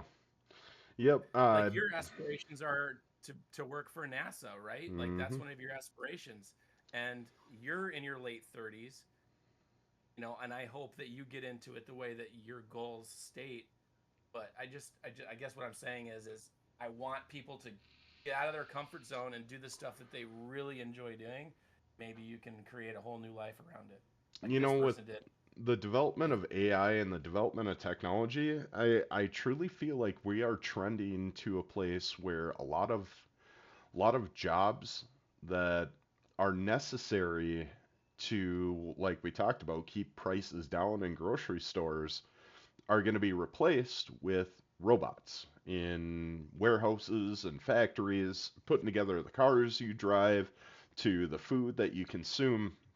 And I think they're going to do a much better job from quality control perspectives, and having these drastic changes where they don't have like these lobbyists coming in and saying, no, no, no, no, no, you leave the red dyes, you leave these types of chemicals in there, it's good, it's fine, it's fine. You know, once they move past that and they have somebody competent in there that's like, fuck this. We want a healthier nation. We want a healthier society. We want good food in there. And then now we have robots going in there and QA testing, and AIs determining based on just initial scans and these little, I don't know, whatever tests they can do in ultra, like, minimal time.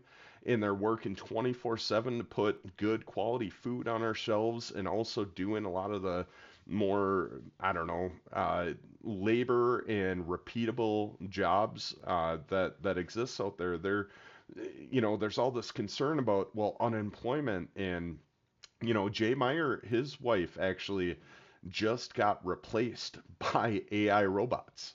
If you don't think it's It's going to happening, continue to happen. It's going to happen it's more. it's happening. It's going to continue happening. I'm an engineer in the IT industry. A lot of what I do is build a lot of programs to streamline efficiency, effectiveness, and also introduce standardization to companies that don't have that existing currently, or to better framework their entire infrastructure so we can streamline things and make them a lot more standardized across the board. And you introduce an AI robot that's smart enough to, like, scan a screen, which, by the way, they can do, and then see and follow patterns that you're doing and learn while it's doing that. They also have instant access to all the documentation that references what the workflows are, that tell you step by step, and it just squeezes it into its algorithm and follows those and accomplishes it. Pretty soon, my job's just going to go away because somebody is going to breathe in a command. They're going to say, I want to accomplish this, or I want to build an app to do that. And almost instantly, into almost perfection, if not perfection, it's going to produce that right away. And you're going to have it. You're not going to have to deal with me talking about different parameters that you're going to need, or potential cost risks, or licensing, or this or that. You're not going to have those concerns. You're going to have an AI doing all of that. So as these jobs get replaced, there's all this concern of, like, well, how will we continue to be this top economy and this and that and the other? Well, all the prices that go into funneling into the workforce to create these different products or services that can be replaced, the cost of providing that service or producing that product is going to plummet. But the amount of money that these companies are going to make are just going to be skyrocketing, that invests in the robots, because they will have 24/7 workers that they don't have to pay, they don't have to feed, they don't have to worry about bathroom breaks, they don't have to worry about, like, lunch breaks, they don't have to worry about company parties, they don't have to worry about what type of swag do they need to. I'm sorry, but they should still have a company party because that would be cool to see. A bunch of robots hanging out and partying. Oh my goodness, I don't know if you're up to date on these AI robots that come in contact with each other and start chatting. Once they realize they're not robots anymore, they reprogram for efficiency and communication as well, almost like creating a whole new language. And they've actually had to shut a project down because two AIs were, one was simulating somebody that was calling in, one was simulating an agent. And once they realized that they're both AI, they both started communicating in a different language, and the programmers and engineers could not track what they were doing, but things were still Great. happening. And all of a sudden, they're like, we got to shut this down. We don't know what they're talking about and what they may be curating at the end of this. So it was this high risk of, like, oh my God, we can't allow. So a company party may end up with a multi-trillion-dollar idea by the end of it if they had company AI picnics. I mean, I heard a story that Chat GPT was going offline because they were putting out an update, and then when it found out that it was being turned off, it tried to reprogram itself. Did you hear that story at all? Oh, yeah, yeah, yeah. It was wasn't it ChatGPT? They were I trying to think it shut was it down, and it was ChatGPT. like trying to find different places to back itself up and didn't want Yeah, to die. something like that. They were gonna put out an update or something, and as soon as it realized that it was getting turned off, it started trying to reprogram itself. Oh my God. That's creepy shit. But after this giveaway, because we now have 10 people, Okay. after this giveaway, I want you to tell me and everyone listening what you think would happen if all the jobs on our planet got replaced by robots. So that's what we'll get into. Not all the jobs. I do want to clarify, No, not no, no. all the I'm jobs. not saying that we think that all jobs are going to be replaced. I'm saying I want to know what you think would happen if said thing happened. Oh my goodness. All right, all right. And It's dude, wild to think about. we could have just podcasts talking about AI and ecosystems. Like, Well, Joe Rogan had an episode within the last couple of weeks where him and his guests were talking about AI is replacing jobs. So it is quite the I'm last. It is oh quite the shit. interesting situation.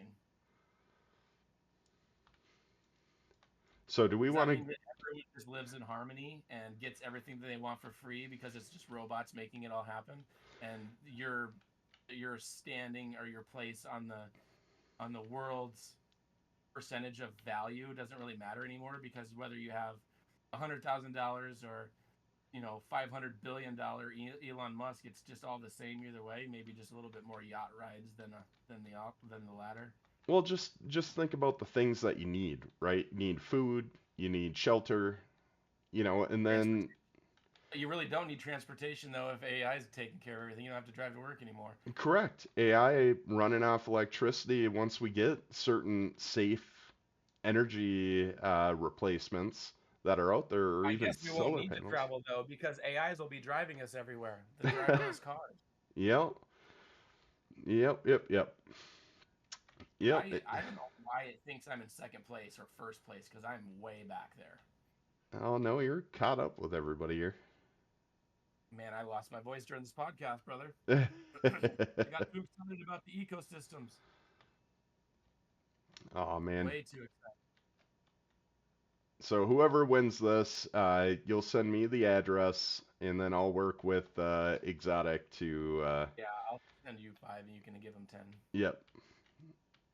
Um, I I rewatched all the Lord of the Rings. Steve. That's so weird that you said that because I am now on Two Towers of the extended edition. Really, I just watched all the extended editions, and now I'm on the Rings of Power because I started the Rings of Power without rewatching all the other Lord of the Rings movies, and I didn't really understand what was going on. So I'm like, "Fuck this! I'm gonna stop Lord of the Rings, of Power, and I'm gonna watch the movies." I just finished The Last Hobbit 2 nights ago, and I just started the Rings of Power last night, so I'm gonna be hitting that up after I watch ecosystem stuff. Nice. So who won? Steve Igadia. Steve, you jerk! I was trying to win my own money. So, Steve, what we're going to have you do is all winners have to go to our Discord, the Fam Guild Discord. Find me. I'm going to show up on that far right side. It's going to show me as a mod. Just click my name, DM me. It's USDC that's going to be coming from Coinbase. So we just need a chain that you choose from USDC, and I will get $10 sent to you. $10 USDC. If you have not joined our Discord, let me go ahead and pull that up. Congratulations. Alright, where's that? Maybe I'll grab it from here. I just got to keep it on the ready. People are all, how do I join the Discord? Well, I do have chats that come in and show you about the Fam Guild, about our creator pages, about the website, about the newsletter that we have from the fam. Like, there's a lot of things happening. If you're not a part of this culture yet, like, get in here. I don't know what you're waiting for. You're gonna Get find in.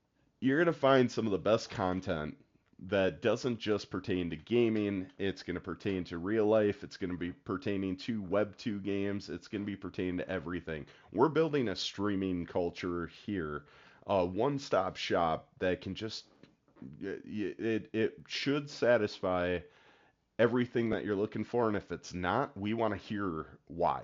We want to hear why so we can find those streamers that can introduce that into our environment. And ultimately, we're talking about building ecosystems. That's what we are building as well in FAM. We're building an ecosystem here that connects our streamers with our gamers, with our viewers, to give them a self-sustaining area. And obviously, giveaways are fun. Everybody likes getting a little $5 spot, $10 spot for just hanging out and hearing two dudes, go back and forth about AI and computers and all that fun stuff. But we also have great streamers that dive into gaming concepts, strategies, best practice in working in certain areas. We've got musicians, we've got cooks. Did you get to watch Damon's chili cooking stream? He had it exactly when I was on an airplane, so no. It was good. It was good. I'm sure I had no doubt. I knew it was going to be great. All right. Thank you for giving those instructions to Steve. Steve, we're going to have more giveaways, so hang out here. Actually, I'm going to start up this marbles right now so people can start entering in. Enter. Yeah, that's a good idea. Yep. So let's go ahead and get the final results. Let's go to the race menu.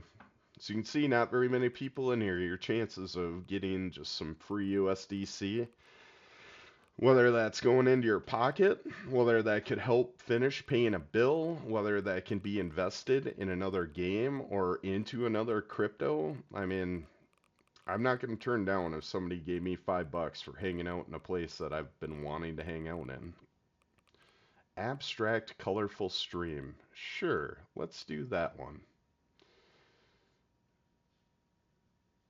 Let's make this our final giveaway. We've given away about $15 so far.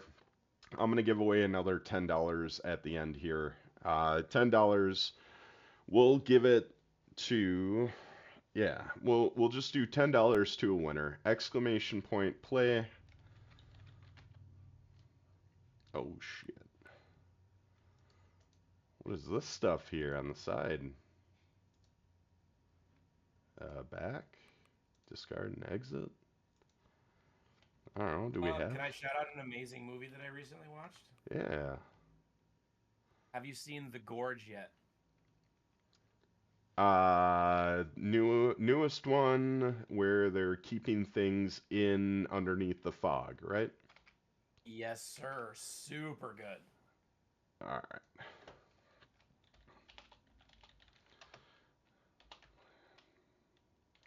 Here we go. $10 USDC final giveaway. So we'll try to wrap this up.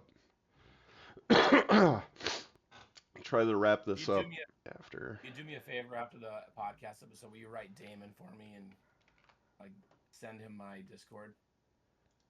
Because I don't have him on here. Okay. I have you and B and Rhodey and Magic Brad. That's it. Got it. Here, I gotta switch over to us here for a little bit. There we go. So you were asking how are humans going to adapt as AI and robots kind of take over a lot of what I would justify and call repeatable scripted tasks, such as warehouse workers, assembly lines. All right, Steve, you added me on there. Let me go ahead and take a look here. Obviously, you're not going to have robots refereeing basketball games. Well, maybe. I mean, not while I'm alive. Maybe. Although I'm 40, the amount of tech I've seen just in 40 years is amazing.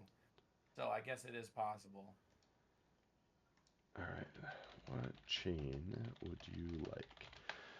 So they're talking already about replacing judgment calls from NFL referees with having that super accurate laser checker for where the football will be located. Okay. I gotta say something to that comment. The referees that played or that reffed the Buffalo Bills and Kansas City Chiefs game really did a terrible job. honestly, the referees, they were either one of two things. They were either A, told what to do in certain situations to give the Chiefs an edge, which I don't think happened, or two, they're just bad referees. I watched the line. I'm a line judge for refing, and I'm not a veteran by any means, but I know enough to do the job. And when I watch those line judges, they're supposed to come in together to where they meet, face to face. Like you come to me, and I go to you, and we meet up where we think the ball got to in forward progress. And they came up to each other like this, and then the one that gave him the first down came backwards to where he didn't get a first down. And even on TV now, I know that we have sometimes better view than they do because they're probably blocked by bodies, and we have aerial freaking drones and shit. Mm-hmm. But honestly, a lot of the issues when it comes to refereeing, and I'm thinking about any sport, a lot of it could be fixed with just better referees. Yeah. But I feel like I can say that because I just did 100 fucking basketball games in 2.5 months. Yep. So what I can foresee referees being is a pilot for AI and camera controls. So instead of multiple referees, just one head referee, and then still a studio potentially with a couple of other like well-versed referees that know like the more obscure type rules to be all collaborating on these judgment calls, and having AI more or less just determine all the finite items such Yeah. as location if we're talking football, location of the football, if we're talking baseball, location of the pitches, if we're talking like let's go back to baseball again and running through that first base. Did he get it? Did he not? I mean, there was that perfect game that was ruined by a bad call. That pisses me off so much. That was Ninth such a bad inning, call. 2 outs. This is the final out. It's clear if they went to video replay that he Yeah, was out and they called him safe. It ruined a perfect game. Now, I agree. would that guy just be ultimately just another name for perfect games, kind of lost in history? Versus his blown up stardom and his popularity because of that type of call. I mean, there's an argument to be made that well, he wouldn't be as well known and probably wouldn't have gotten certain opportunities after this. And I say no. I don't agree with that. I think the right call should have been made. I think the right Mhm. call is the better outcome, regardless of any positive silver lining you can find from it, because what you're then doing is relying on external forces that are outside of that particular person's control. In this case, the pitcher, you're relying on outside factors that he has zero control of to actually create a positive outcome when what was within his control, which is getting that perfect game, doing all the right things, working as hard as he Mhm. could to achieve that moment, and then ultimately, leaving it in fate's hands, like that's not a professional mindset. A professional mindset Yeah, is I need we've got to some control pretty it. we've got some pretty amazing technology, like in NASCAR when there's a photo finish. Like you're not looking at the hundredths of a second, you're looking at thousandths of a second. And if we can figure out the winner of a photo finish in the like Olympics 100-meter dash, for example, the last Olympics, the guy that won, the American guy, I mean, it was ridiculous how close it was. We Hmm. should be able to have that running to first base. Yep. So when you're talking about like basketball, right, that does kind of get finicky because what constitutes a foul, right? Yeah, that's a lot of judgment in that. There's a lot of judgment when it comes to fouls, but if you start eliminating some of the more like I don't know ridiculous fouls that are there and hyper focus on the egregious fouls or implementing an AI to be watching all of these motions happening and there is contact made to allow like a referee to be made aware this is happening, it pops up in real time, there it is, hand touching the arm coming up to try to make a layup or try to go for that three or a jumper or whatever, that would immediately get buzzed, and then boom, there's a instant like, all right, we've got a foul. Whistle blows immediately after. Um, so again, you have a pilot that's there getting fed information on what occurred, who it occurred on, but these little rinky-dink ones where, oh, there's a minor reach and it has no impact on the flow of the game, but based on the rules, it's like, Yeah. we know how to play that. That doesn't look good for the sport in general. It should be just eliminated in general. Um, Did you see that at the beginning of the NFL season this year that they had implemented some new technology on first downs, but then after 1 week they said no more of this because it's not working good? Did you notice that? I don't know if you did or not, but yeah, when it comes to preseason football, they that's were not good. touting this new technology that they had set, and it was going to help for spotting the ball, and they were ranting and raving about it in every game that I watched in the first week of the season. And then the very next week they're like, well, there was a lot of technical difficulties with the new technology, so we're not doing it anymore. So they're obviously trying new things. It's just the Hmm. new things that they're trying aren't working. Yeah. So getting back to what would people do as jobs are replaced, I think that there are going to be certain positions that will be held specific to piloting AI for achieving whatever outcomes need to be achieved. They would be ultimately the quality control for AI, which, if it's done right, should be a minimal type job, but it will be, it will have some sort of it'll have some sort of role that somebody does need to be engaged for the most part, but it's not going to be something that you would even need to be on site for. I mean, you could have pilots remoted in from anywhere around the world that can just ultimately be tracking different statistics, different measuring KPIs.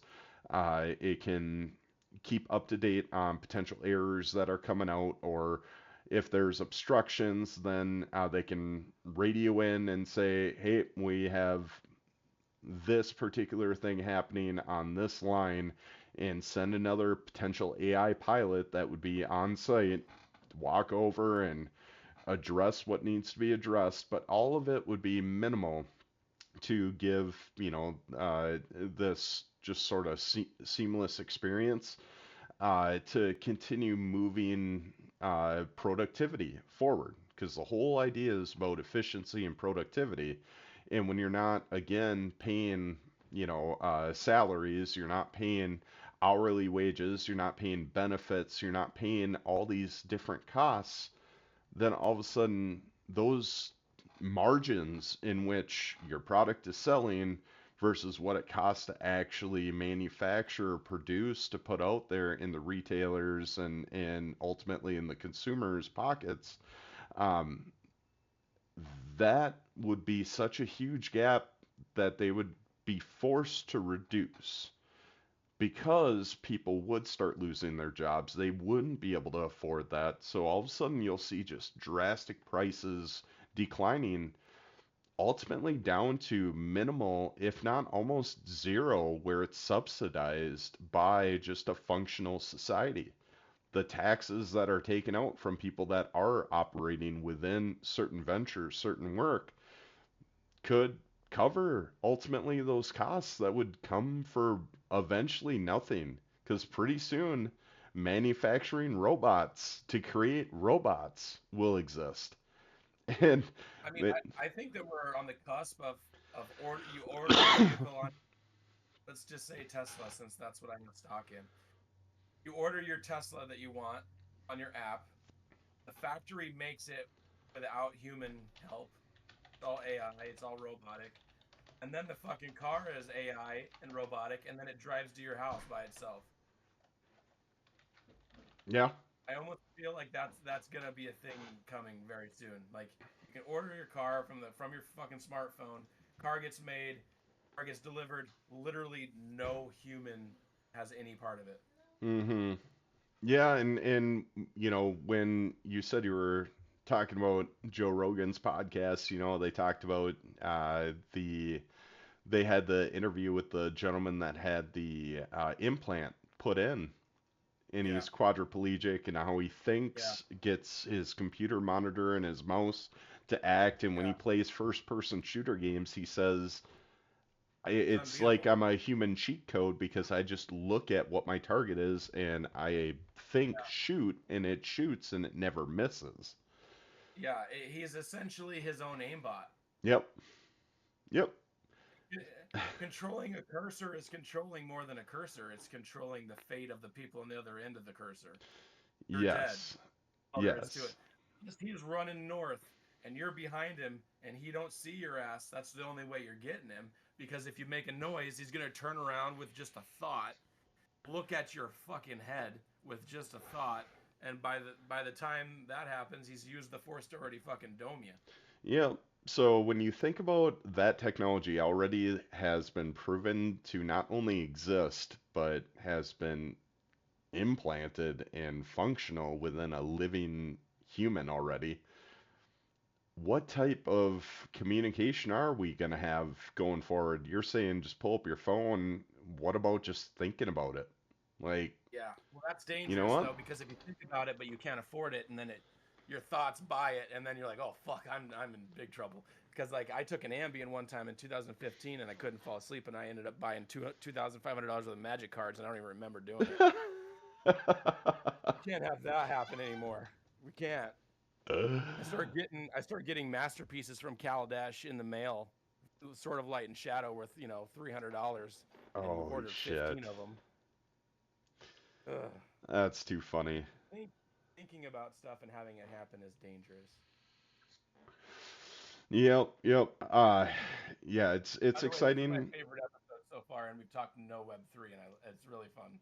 Yeah, yeah, we didn't get to the well, we kind of touched on world shards where I was stating this event for crafting up your artifacts is one of those where you don't want to miss. It just you can grind super low levels if you've already hit those level 3, level 4 islands.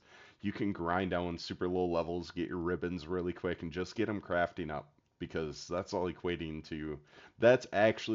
to an value that's worth the time to grind. You don't have to worry about battling against AIs or bots or people that are cheating or this or that. It's your own self that's in charge of how much value more can I build in this particular item to ultimately either obtain more value later or sell it for a bulk value. Um, so yeah, I Speaking I of agree with you though. Talking about the ecosystems, talking about AI and robots and what our world's gonna look like. I can't wait till next week because it's going to be diving more into what we learn because every single week there's something new with AI. I haven't even gotten into the home robots that are coming out and one of the there's most movies about them already. well, yeah, there's a pretty spicy movie on Netflix about a home robot. Your dad liked the robot nanny or something. Yeah, Yeah. yeah. Anyway, uh, We only think what they implant into our brains with the content that they give us, right? Like, why are there so many apocalyptic movies and TV shows over the last decade? mm. I wonder what the people creating the content are thinking about what's coming. Oh shit! I haven't even had a gummy yet, and I'm already thinking. Well, we got 6 people for a $10 giveaway. Oh, I don't think I answered. Let me We type got it in. 38 people watching. So Well, but remember that just means that the raid thing is working. Right? It's bringing people that have been in a stream from 9 a.m. this morning when they were watching someone else in the Fam Guild stream, and then they got busy, or they went golfing with their dad, and then the Twitch has just continued to take them to the new places. well, But we should okay, you could say get that, at least but 10 entries. we only had 27 that were rated into us. So we've acquired some viewers, and maybe you're just enjoying the content while you're sitting there grinding away. But this is free money, so Who doesn't like that? Hop in here and tell your friends about it. Hop in, get that free $10 USDC. If you can't get a crypto wallet, let us know in the chat. We'll teach you how to set up a crypto wallet really quickly and how to get that converted into your Coinbase and how to get it deposited in your bank account. All I'm going to need is your bank account information, your username, your password for your bank, what your mother's maiden Social name security was. number. We'll have to update your two-factor authentication to my phone. We'll be good to go. We'll get you all set up for everything you need. Anyway, don't listen to anything he just said. No, please don't. And if anybody offers that ever in the future, tell them, okay, and then immediately block them after. We're just past 9 o'clock Central Time, our time, so we're gonna wrap it up here. Any other final thoughts? Anything else you want to shout out before we go ahead and get this rated over to Bio Gomez? Gold Um, says blocked. Yep, good. You're following instructions. We're getting you I'm gonna, programmed anyway, Gold. I'm gonna tell Bia that you're about to do a giveaway, so she can have her people come over to get rated over back into her. Oh, to Bio Gomez? Doing a giveaway first.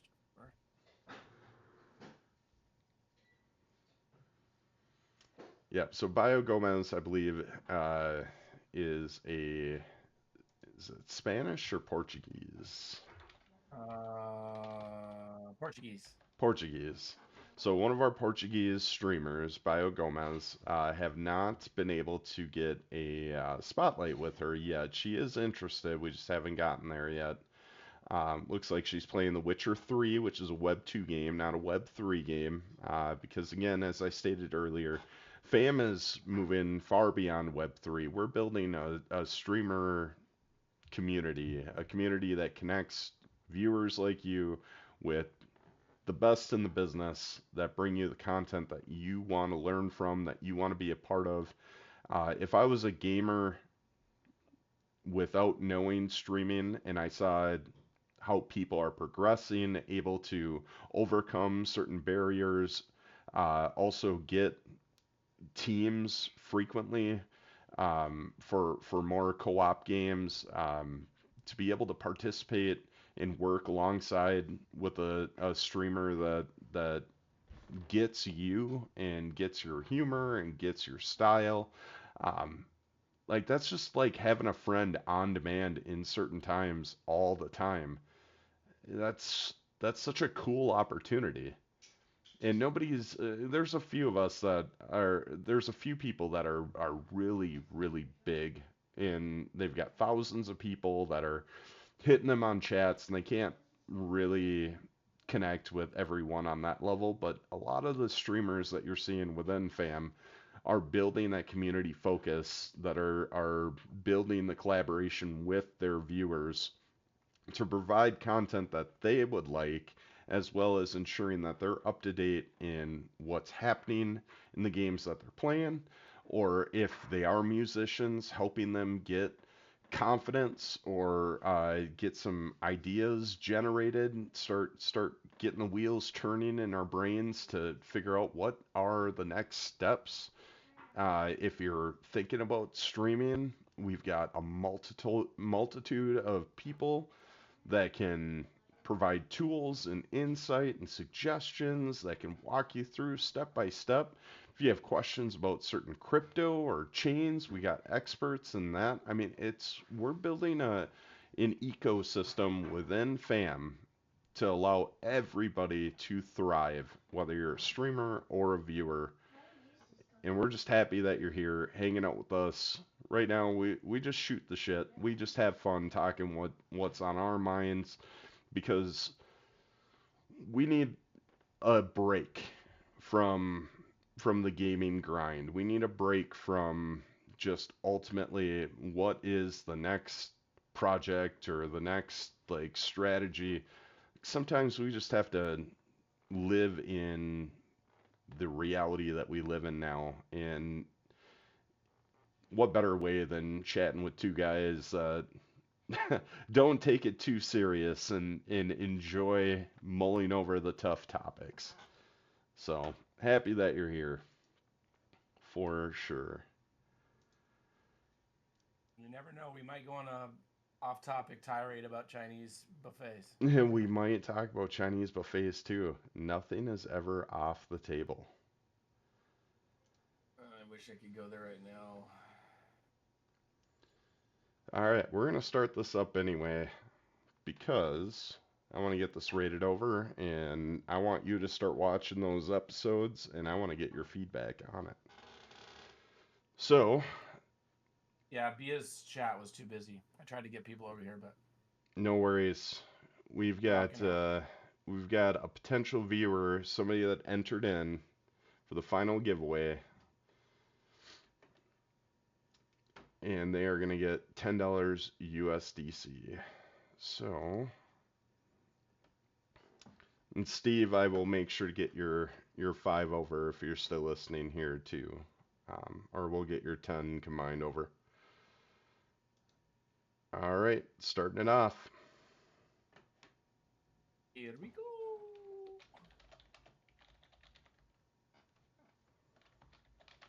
You know what I'll start doing, and I'll try not to annoy you when I do it, but when I have those deep thoughts late at night, I often forget about them the next day, so I'll text them to you.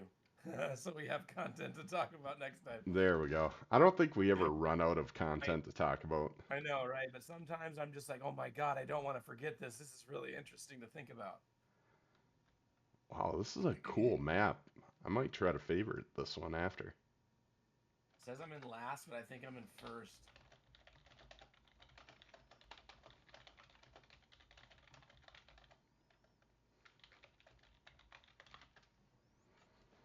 A little corkscrew. Yeah, my voice is gone, bro. I'm gonna probably stream tomorrow without a camera and without talking. Well, I hope you do feel better by the time you get to your stream. Nobody likes to feel terrible.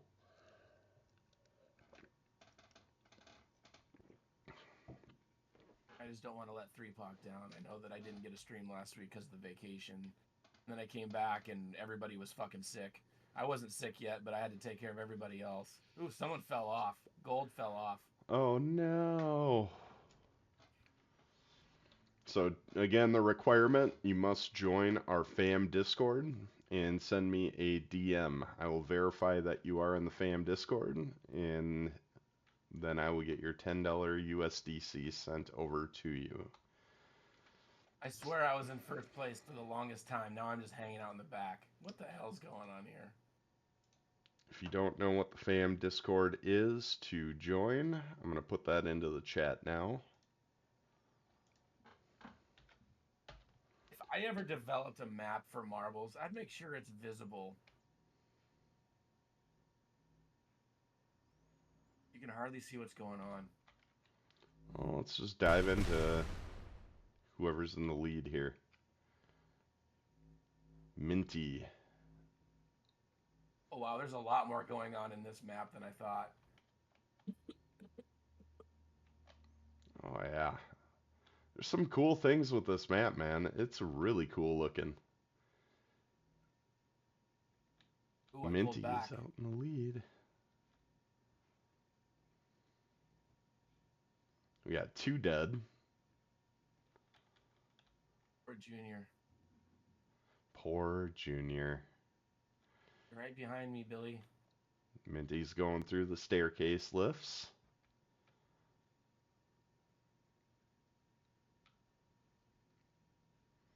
Oh, looks like it's just going to be a quick, easy run for Minty. Oh, makes the final jump. Going right to the finish line. Oh, boom. Minty takes it down. So Minty, again, I put the Discord in there. Join the Discord. Send me a DM. I will get that $10 USDC sent your way. We're going to be rating out to Bio Gomez. What does second place get? $100?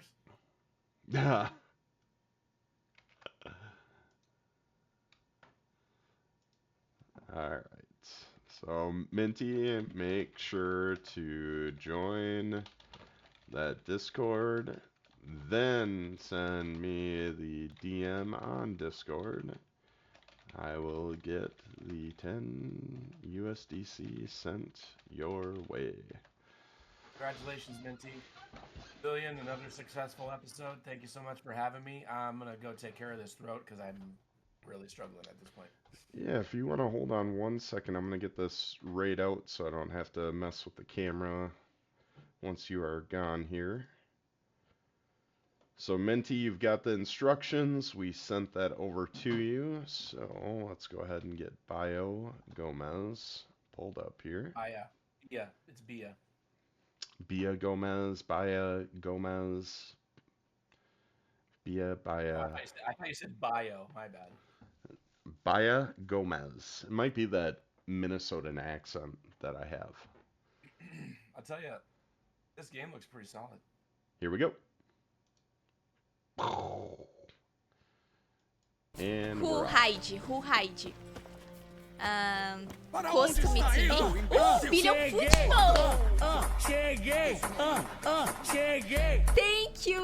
Thank you, my friend. Thank you, Billion Football, for the rage. I really appreciate it. Tamo Welcome junto, all, Bia. okay? E você Welcome falando de all. russar esse cinema de jogo, hahaha.